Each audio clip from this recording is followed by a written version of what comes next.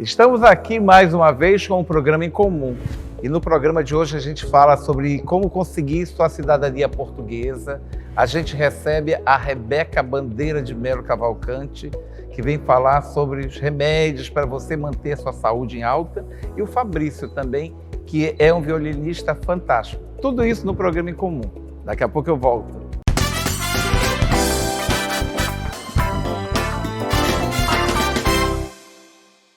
Governo trabalhando para melhorar a sua vida. Mais de 50 milhões de reais em crédito emergencial já foram liberados. Cerca de 3.600 negócios foram beneficiados e mais de 13 mil empregos mantidos. IDAM capacita técnicos no Médio Solimões. A capacitação vai melhorar o atendimento aos produtores rurais com o acesso ao crédito, tecnologias e assistência técnica na produção de alimentos. Mutirão de Saúde amplia a oferta de cirurgias em Carauari, beneficiando a população do município e de outros ao redor. O governo também inaugurou uma central de medicamentos no Hospital Regional da cidade. Programa Vidas no Trânsito foi reforçado em 10 municípios. Picapes e computadores foram entregues em Boca do Acre, Coari, Itacoatiara, Humaitá, Manacapuru, Parintins, Presidente Figueiredo, Rio Preto da Eva, Tabatinga e Tefé. Governo do Amazonas.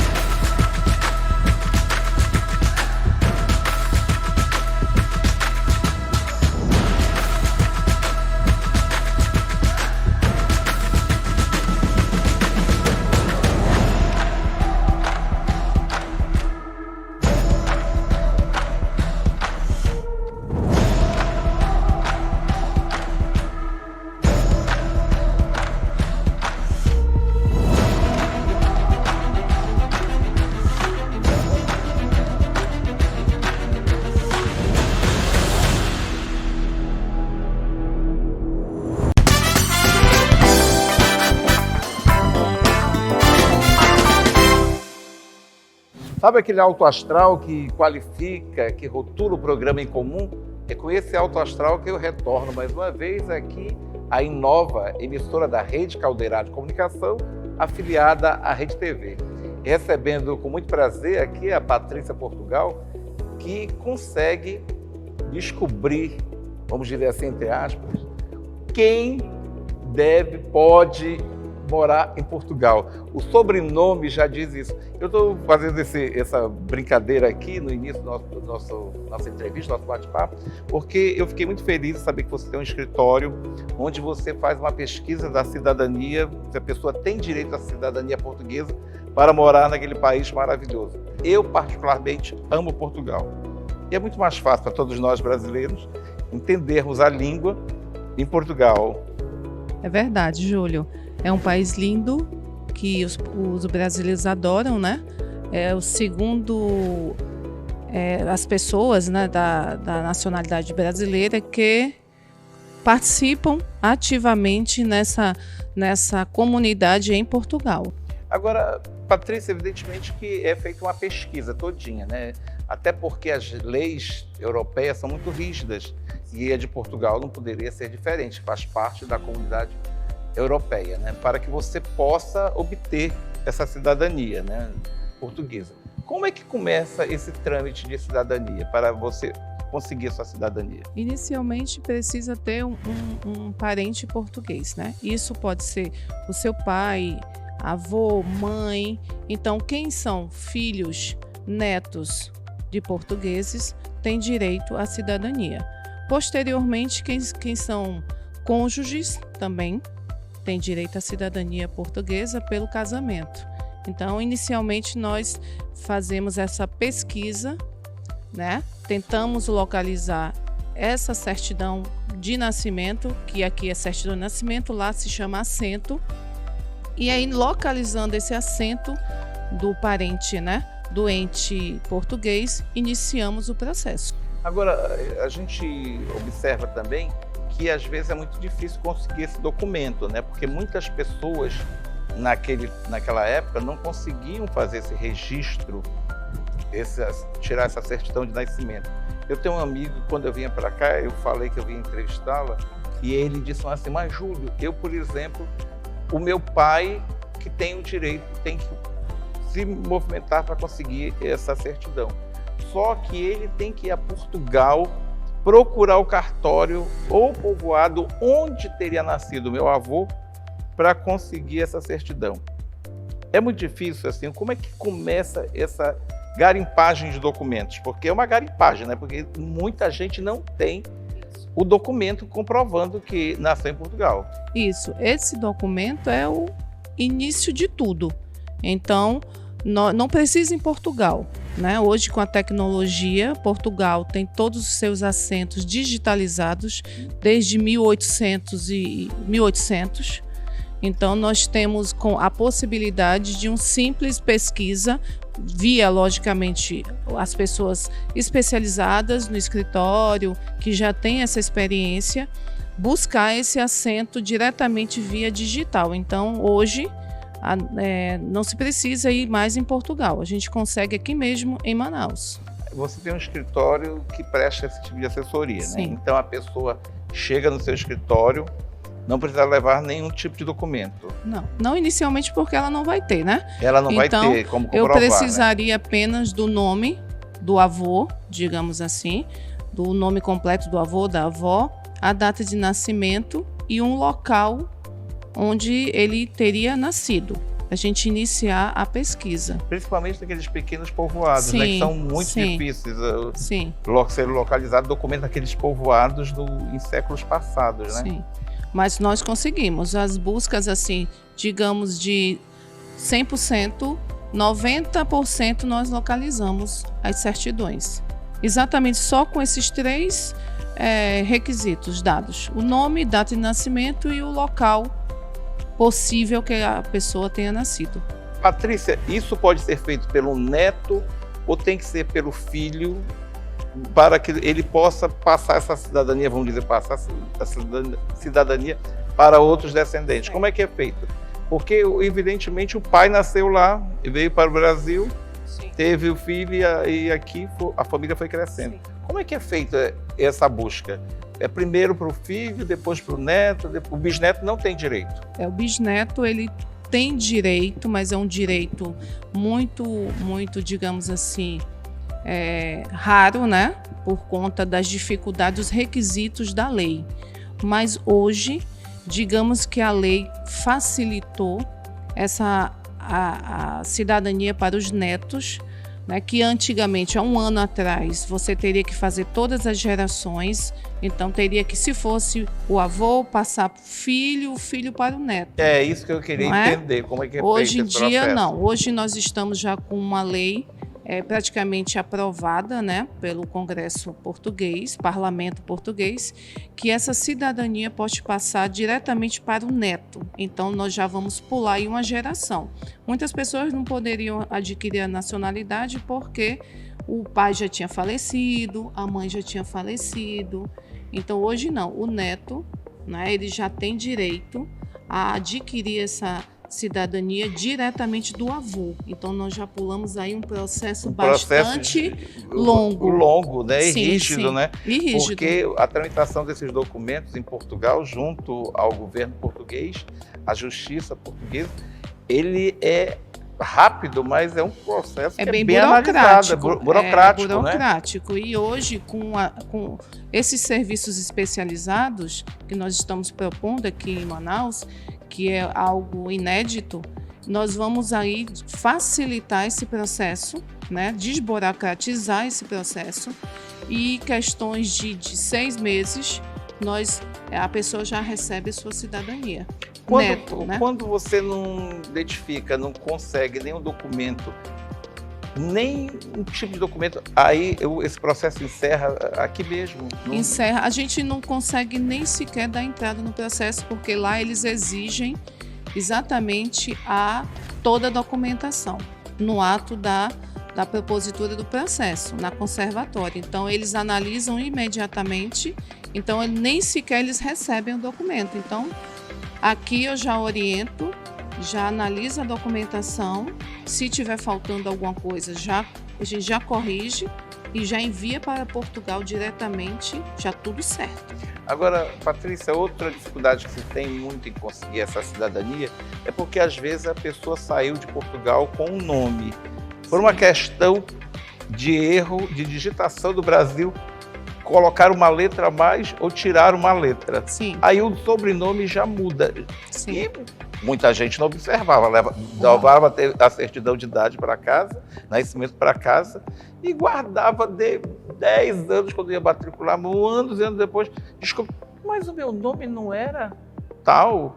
Por que já colocaram um Y, um G, um A? Não é isso? Inacreditável. Inacreditável, né? E a gente se depara com muitos erros na grafia, né? Eles tinham esse costume de sair, eles vinham de Portugal para cá, e chegava aqui, eles escolhiam simplesmente outros nomes, outros sobrenomes. Eles se apaixonavam do Brasil pelo sobrenome. Acredito que sim. Eu conheço uma família que ele se apaixonou por um sobrenome aqui, ele colocou na família dele. Na pesquisa que nós fazemos, nós descobrimos exatamente a origem, né, do português e, infelizmente, nós temos que corrigir os documentos, porque Portugal ele exige que fique de acordo com o acento português. O acento é a certidão, de nascimento portuguesa. Então, o que é que a gente tem que fazer também? Corrigir a documentação primeiro aqui no Brasil, em Manaus. Aí sim, corrigindo, idêntico a Portugal, nós enviamos para lá. É outra etapa. Você já teve algum cliente assim aqui em Manaus? Os mais velhos, né? Os idosos que já têm mais de 80 anos, eles já são netos, né, de portugueses, ou filhos de portugueses. Essas pessoas geralmente têm um nome diferente, errado. Faltando alguma grafia, a gente precisa... Aí já é outro processo judicial, a gente comprova que a documentação foi modificada aqui de alguma maneira e a gente corrige via judicial. Após a sentença homologada, aí a gente encaminha para Portugal. Quais são os benefícios de conseguir uma cidadania portuguesa? Nossa. Porque são vários benefícios, né? Principalmente aí daquela filhinha, né? Daquela filhinha da imigração, né? Quando você mostra a cor do passaporte, você já passa para outra filhinha, né? Sim, sim. Bom, os benefícios hoje que muitos querem é exatamente morar em um local com segurança, qualidade de vida. Estudos, né, que você tem acesso a várias universidades europeias e com um tratamento igual ao europeu, isso é que é importante, os valores, né? Viajar por toda a Europa, né, apenas com a identidade, né, europeia, viajar para os Estados Unidos sem visto, qualquer tipo de visto, não tem, né? Visto, apenas é uma autorização para entrar nos Estados Unidos. Então essas são as vantagens, as principais vantagens são essas, mas tem inúmeras. Qual a idade média hoje em dia da pessoa que quer migrar para Portugal? Muitos jovens têm migrado, né? Muito. Eu estou recebendo muitos pedidos. Migrado não é imigrado, desculpa. Imigrado. Migrante é dentro do Brasil, imigrado. Imigrados. Eu estou recebendo muitos pedidos de avós, né? Que já tinham perdido a esperança de ser cidadã portuguesa, exatamente mudando por conta da oportunidade que pode dar para os seus netos, bisnetos. Então, muita gente jovem quer estudar lá. E migrar para Portugal, essa migração, ela é muito gostosa, porque você retorna para os braços da tua família, né? Porque a gente ama o Brasil, evidentemente, com todos os problemas, a gente ama o Brasil, mas retornar para o nosso berço... Aí você, quando chega lá, você vê a história, né? Ver a história. A história da origem é muito lindo, então você fica surpreendido. Tem pontos em Portugal que eu gosto muitíssimo, né? Tem lugares em Portugal que eu amo muito, principalmente em Lisboa, aquela segurança que a gente tem em Lisboa, andando à noite. Nossa, é muito tranquilo, né? Apesar da gente amar o Brasil, mas a gente tem que dar a César o que é de César, como o Marco Belém falou ainda agora ali. Portugal é um lugar muito bom para se morar. E se você tiver algum tipo de parentesco com alguém ou suspeitar que tem, às vezes a gente não tem certeza, você procura o escritório da Patrícia Portugal, ela já tem Portugal até no sobrenome, e ela faz essa tramitação de documentação, vai em busca do seu parentesco, facilita a sua vida e você certamente terá aquele prazer de morar em Portugal. Tem o endereço, tem rede social e tudo aqui. Sim, é @portugal.assessoria, né, no Instagram. Patrícia, eu espero que você consiga realizar os sonhos de muitas pessoas, Obrigada. os sonhos de muitas pessoas que querem morar em Portugal. Eu, particularmente, gostaria muito. Ainda vou descobrir um parentesco português para morar. Vamos pesquisar. Obrigado, Patrícia. Obrigada a você, Júlio. Daqui a pouco eu volto, tem mais em comum. No meu momento glacial, eu trago o melhor sempre para você que está em casa. Olha, hoje nós temos uma paleta, a paleta amazônica, sabor da glacial. Quando você saborear sorvete, um picolé, uma paleta glacial, lembre que é o melhor. Não esqueça nunca. Sorvete, sabores amazônicos é com a Glacial, que reabriu seu parquinho. Tem muitas lojas de Manaus para você aproveitar cada vez mais. E hoje é sábado, vamos aproveitar na Glacial. Chega de saudade! Vem montar o seu sorvete favorito nas lojas Glacial. Já estamos funcionando. Na Glacial, o cuidado com nossos clientes é excessivo. Para a sua segurança, mantenha o distanciamento social necessário. Venha sempre de máscara. Se preferir, pede no nosso delivery por aplicativo. Que rapidinho o nosso sorvete chega até você. Glacial, o autêntico sabor da Amazônia. Governo trabalhando para melhorar a sua vida. Manaus fechou o primeiro semestre com queda em 8 indicadores de criminalidade. Casos de homicídio doloso, latrocínio, estupro, furto e roubo tiveram baixa com o trabalho integrado das forças policiais. Francisca Mendes amplia atendimentos para cirurgias cardiovasculares e serviços ambulatoriais. A prioridade continua sendo as urgências, mas quem estava agendado antes da pandemia já está sendo chamado. O governo entregou um novo Parque Urbano Desembargador Paulo Jacob, totalmente revitalizado e com policiamento reforçado, é mais uma opção segura de lazer para as famílias. 7 em área do Monte Oreb será inaugurado para o início do ano letivo em 2021. Terá 24 salas de aula para atender mais de 1.000 alunos e será uma das escolas mais modernas do estado. Governo do Amazonas.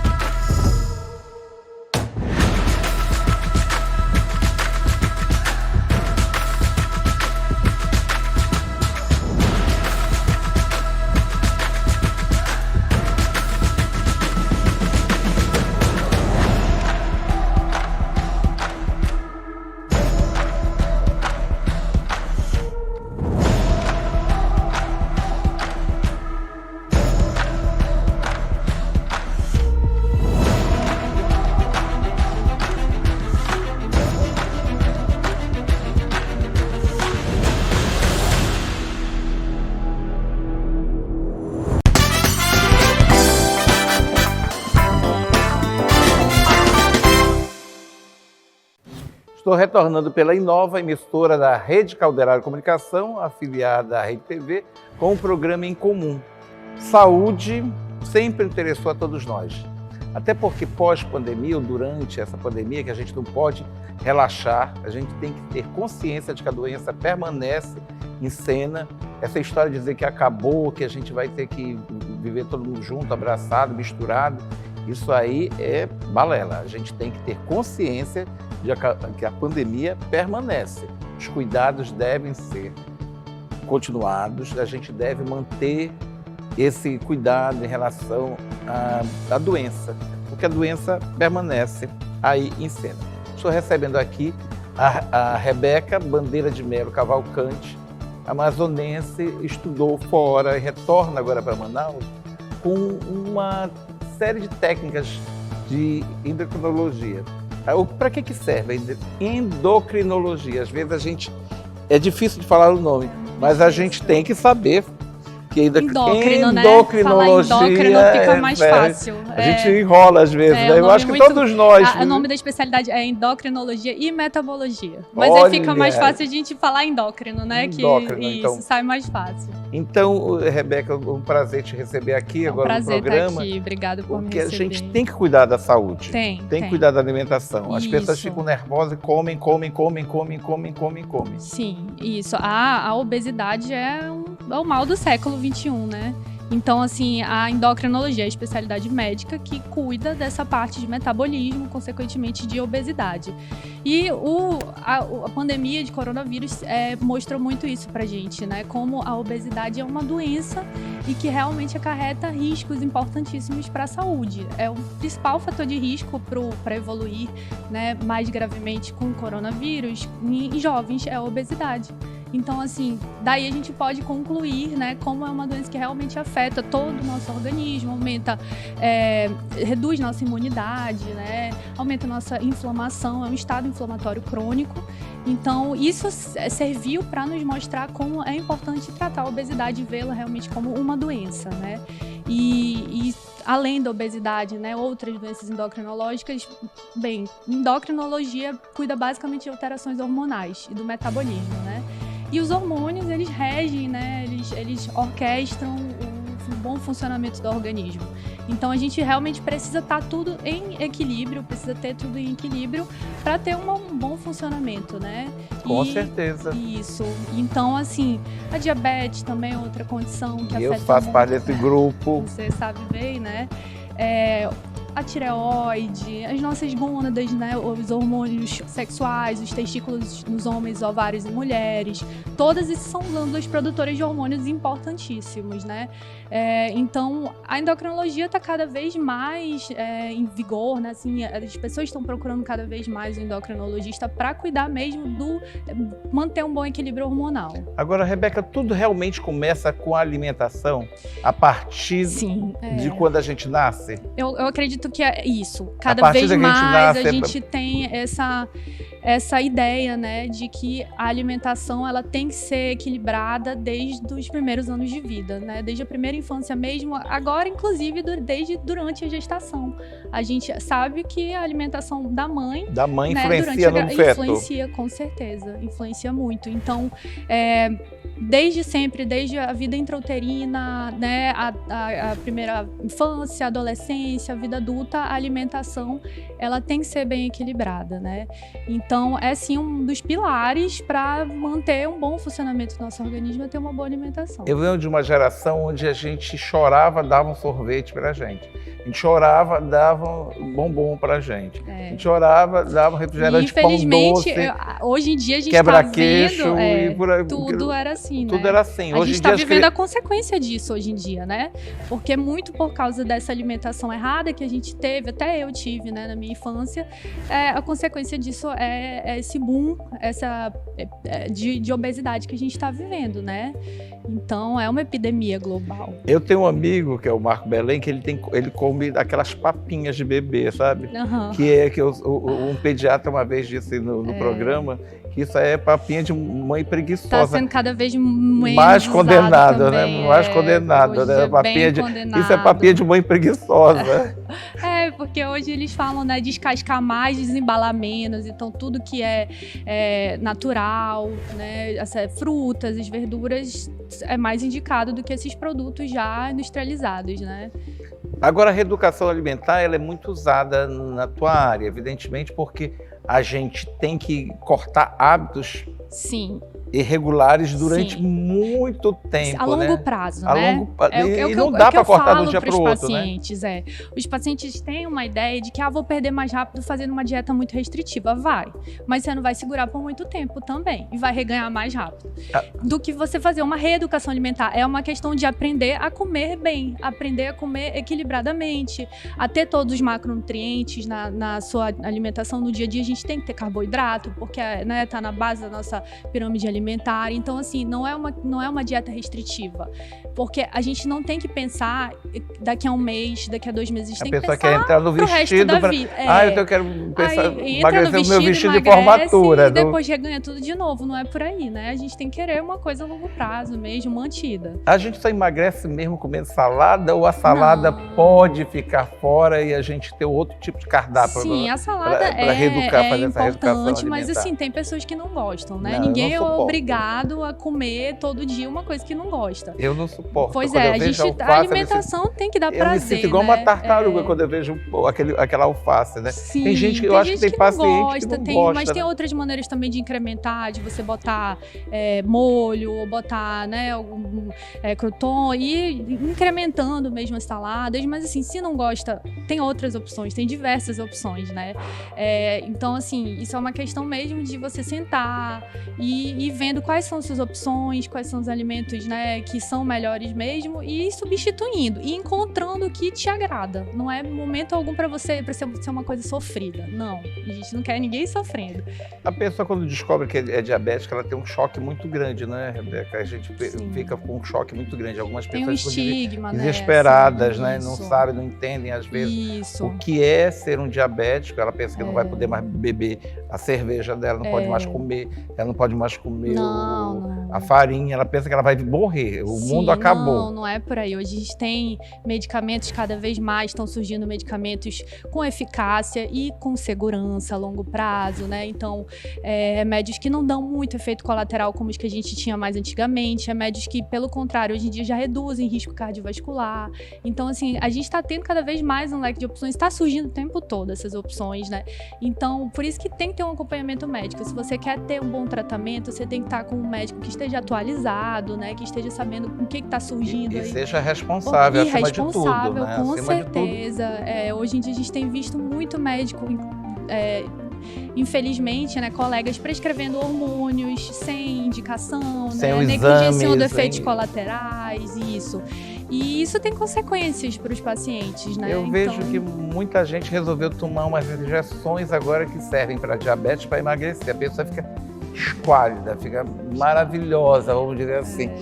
Mas é o perigo, a gente tem que alertar aqui, porque certeza. Não é bem assim. Cada organismo é um organismo, o teu organismo não é igual ao meu, porque eu tenho diabetes, hipertensão e não sei mais o que eu não vou nem tentar descobrir, mas tem que olhar o exame, tem que passar pelo exame clínico. Você tem que entender o que está levando o paciente a ter uma hiperfagia, o que está levando ele a ganhar esse peso.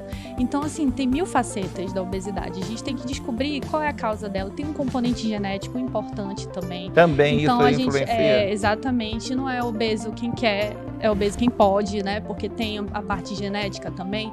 Então, assim, a gente tem que entender a causa da doença e tratar a causa. É um tratamento direcionado. Não é toma esse remédio aqui que ele vai te emagrecer. Não é por aí, entendeu? E a gente tem várias outras opções. Não é assim. A gente tem que entender direitinho onde está o erro e atuar ali, entendeu? E essas injeções, elas são eficazes para diabéticos? São os análogos de GLP-1, né? O GLP-1 é o hormônio que a gente produz quando a gente come. Ele leva para o centro hipotalâmico da fome a informação de que você acabou de comer. E aí eles criaram em laboratório um análogo sintético, né, desse hormônio, que são esses injetáveis subcutâneos. A gente tem um que é feito para diabéticos, né? E a gente tem um feito para obesos. Então, pessoas obesas sem diabéticos podem sim tomar, mas tem que ter alguma outra indicação, tá? Não é só um simples sobrepeso, também tem todo um acompanhamento, porque tem efeitos colaterais, tem contraindicações. Com então, certeza. assim, tem que ser feito com acompanhamento médico especialista, né? Outra coisa que eu observo muito são esses chás ditos milagrosos, né? A pessoa começa a tomar chá. O diabético, ele não pode sobrecarregar o rim. Isso, tem. Ele tem que ter muito cuidado com a história do chá. Isso. Também que ele não pode sobrecarregar o rim. Aí tem gente, estou me sentindo tão bem emagrecido. Mas não é bem assim. Você não pode sobrecarregar o rim, você não sabe que tipo de doença você tem. E o que é aquela mistura de ervas? Que não é só erva, né? Às vezes tem outros produtos químicos, né? ali naquele, não é uma coisa tão natural quanto as A pessoas. gente tem que colocar medo nas pessoas, porque A automedicação está em alta, não? Muito em alta. É perigosíssimo, É uma né? redundância, automedicação em alta, mas é verdade. É perigosíssimo isso. Porque, como você falou, né? Pro rins também pode fazer mal pro fígado. Então, isso tudo, assim, tem que ser bem acompanhado, bem indicado. A gente tem ótimos medicamentos hoje em dia, mas é aquilo, né? Todos têm contraindicações, têm efeitos colaterais. Então, tudo tem que ser conversado com o paciente, né? Risco-benefício, lógico, temos que ter os exames. Então, o acompanhamento médico é essencial. Eu me lembro que uma vez virou assim febre o xenical, ainda existe até hoje, mas tem que saber quem pode tomar o xenical. Claro, depois o chá da folha da carambola, que todo mundo tomava chá da folha de carambola. Aí depois não é do teu tempo, é do meu. Aí depois descobriram que fazia mal para os rins, né? Então são substâncias que você não pode lançar mão porque a vizinha está ótima. Não pode. Porque baixou a diabetes de fulano, porque cada organismo é cada organismo. Cada um funciona de um jeito, né? Não dá para generalizar, assim. E esta é mais uma temporada sua em Manaus. Você vai voltar para cá mais vezes, né? Ela é amazonense, o consultório é aqui, mas está terminando mais uma especialização. Doutorado. Olha, vamos ter uma doutora, realmente doutora. Aqui a gente está terminando para fixar base aqui em Manaus outra vez, né? Pretendo em breve, inclusive, daqui a poucos meses já estar aqui e ficar de vez aqui mesmo. Ai, que bom. Vou deixar a tua rede social aqui, telefone para que as pessoas marquem consultas. É importante você procurar um médico. Essa história de dizer, o médico é caro. Não é caro, é a tua vida que está sendo avaliada. Então, você não pode pegar um chá, fazer o chá, emagrecer e achar que está tudo bem, porque agrava cada vez mais. E o que você ia pagar para um médico, você vai pagar mais para vários médicos para tratamento, né? Isso é verdade. Obrigado por estar aqui, dando essas explicações, essas informações tão precisas e que as pessoas não se automediquem cada vez mais. A gente tem que encerrar o programa aqui. Obrigado mesmo. Obrigada, querido. Um prazer estar aqui. Daqui a pouco eu volto, tem mais em comum aqui. Até daqui a pouco.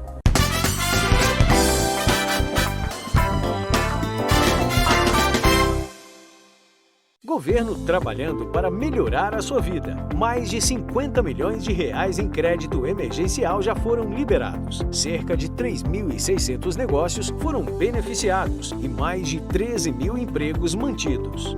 Idam capacita técnicos no Médio Solimões. A capacitação vai melhorar o atendimento aos produtores rurais com o acesso ao crédito, tecnologias e assistência técnica na produção de alimentos. Mutirão de Saúde amplia a oferta de cirurgias em Carauari, beneficiando a população do município e de outros ao redor.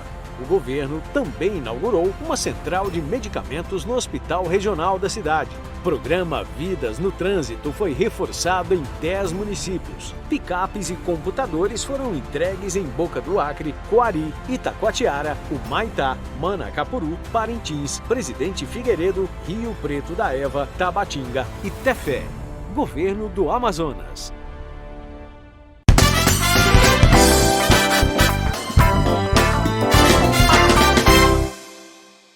Estou retornando com o programa em comum pela Inova, emissora da Rede TV, afiliada à Rede TV, emissora da Rede Caldeirada de Comunicação.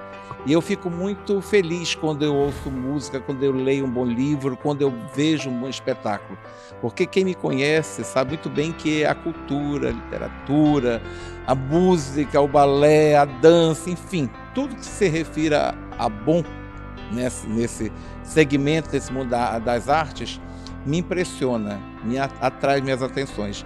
E eu passei a seguir nas redes sociais um rapaz brilhante. Ele é o Fabrício, violinista dos bons. Eu fiquei observando o trabalho dele. Convidamos para vir até aqui na Porto Belo, na nossa cozinha da Porto Belo, para que a gente possa conversar sobre o trabalho dele. E descobri, inclusive, que o Fabrício nasceu lá em Boa Vista, da minha amada Shirley Rodrigues, colunista, que realmente é uma grande parceria. É tão boa a gente encontrar com a Shirley, porque ela sempre traz boas energias, né, Fabrício? A Shirley é maravilhosa, é uma pessoa que eu gosto muito e também gostaria de agradecer pela oportunidade de estar aqui presente hoje. Agora, Fabrício, eu tenho visto nas redes sociais, inclusive o seu último vídeo, o seu último clipe está sendo maravilhoso. Muita gente tem elogiado, aplaudido pelo esse talento que você tem. Quantos anos você tem, Fabrício? Eu quero descobrir isso, que eu quero desvendar a idade do Fabrício, porque a arte... Bem, eu tenho 23 anos Olha, atualmente. 23 anos. Mas no meio da música eu já vou fazer 13 anos. Eu iniciei com 10 anos, fiz um período de musicalização, que é o período de flauta doce, para aprender as notas, ter um entendimento melhor da música. E aos 12/13 anos eu iniciei o violino, que é um instrumento que eu sigo até hoje como o meu irmão, digamos assim. É o teu melhor amigo, né? Exatamente.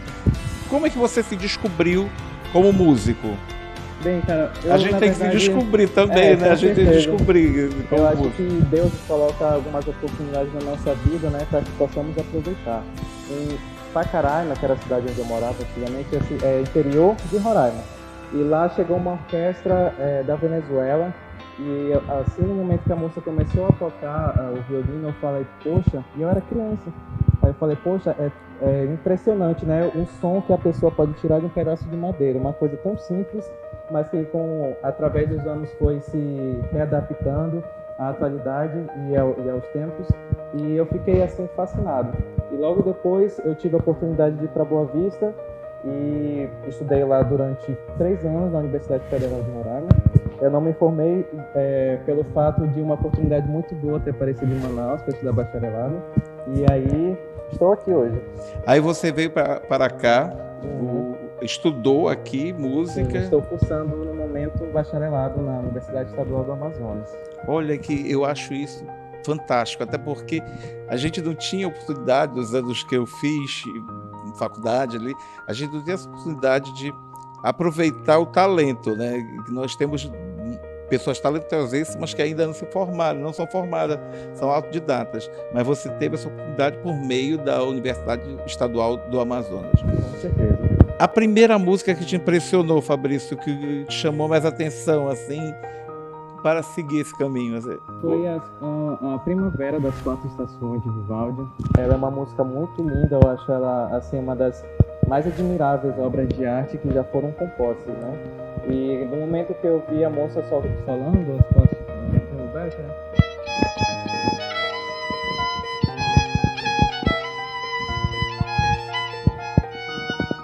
Aí eu fiquei, nossa, eu preciso disso para minha vida para ontem, assim. E sabe? aí para ontem era para imediatamente, praticamente, pra imediatamente, né? E como eu falei, Deus é tão perfeito que logo no outro ano eu tive a oportunidade de ir para Boa Vista. Aí lá eu dei continuidade ao trabalho, porque antes eu morava em Pacaraima, no interior. E aí eu fui para Boa Vista, dei continuidade. E agora eu estou fazendo esse trabalho, misturando um pouco da música popular com a clássica. E é um trabalho que está sendo muito bem aceito, né? Porque as pessoas se emocionam quando tem a mistura, inclusive, da música dos DJs com a sua música. Sim, sim. E chama a atenção de todo mundo, não é? Todo mundo fica impressionado, fica fascinado, vamos dizer assim. É porque eu costumo dizer que acho que nem toda a sociedade tem a oportunidade de ir a um teatro, a uma ópera, assistir. Ok, que tem muitos que são gratuitos, mas os mais especiais, assim, tem pessoas que não têm essa condição. Então, eu iniciei esse projeto justamente para tentar levar a música clássica de um formato popular para toda a sociedade, entendeu? E aí, isso é uma felicidade muito grande, eu fico muito feliz em poder levar um bom sentimento, levar uma coisa que às vezes as pessoas nem conheciam de perto e dando essa oportunidade para as pessoas que eu convivi já em apresentações, eu fico muito, muito feliz. É um bom resultado. Eu queria brindar o meu telespectador com uma música sua, que também que você goste muito. Fica em pé e toca.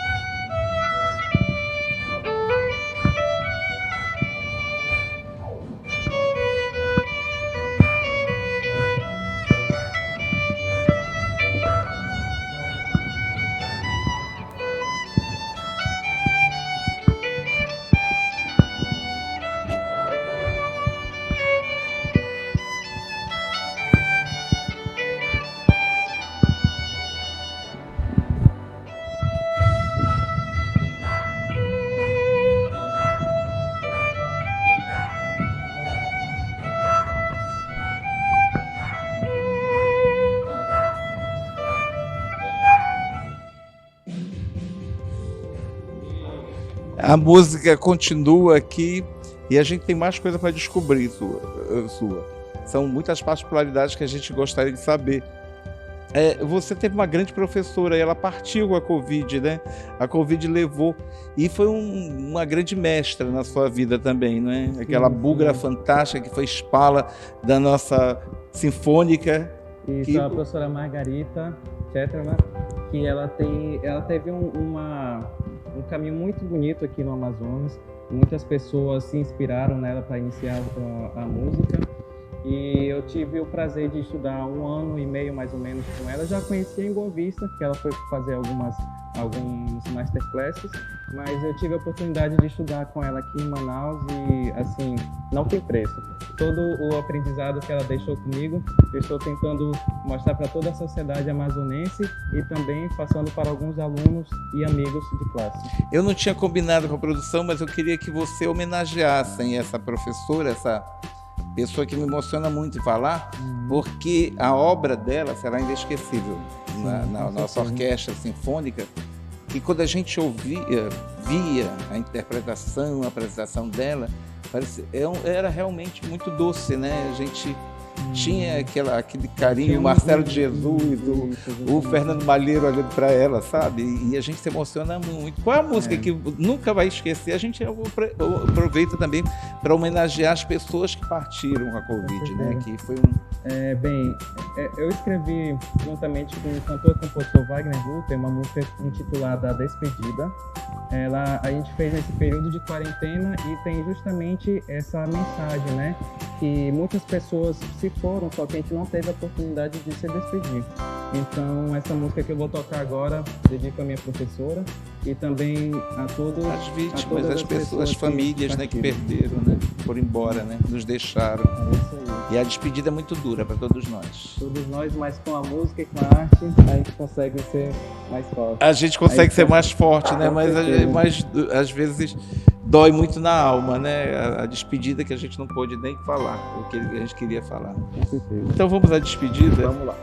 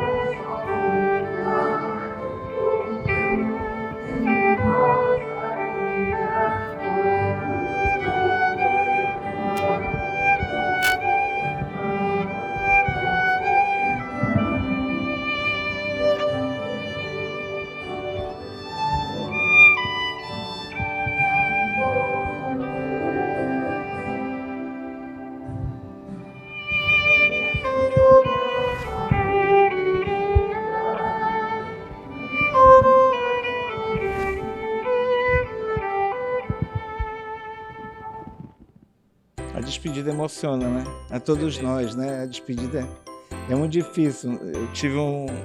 Eu tive muitos exemplos de despedidas, mas a despedida é muito emocionante para todos nós. E a gente não consegue deixar de se emocionar com a despedida, não é? Essa despedida vai ser uma despedida boa, que você vai voltar, evidentemente, mais vezes ao programa, mas ele vai se despedir. Semana que vem tem mais um programa aqui, o Em Comum, na Inova, emissora da Rede Caldeirada de Comunicação.